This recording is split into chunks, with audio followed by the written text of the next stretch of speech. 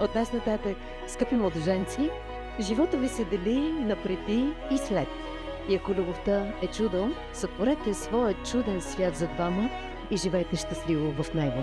И ако ти, Янко, искаш Валерия да бъде твоя нежен ангел, създай за нея красив рай и направи така, че тя да се чувства единствена в твоя свят, в твоите ръце и в твоя живот.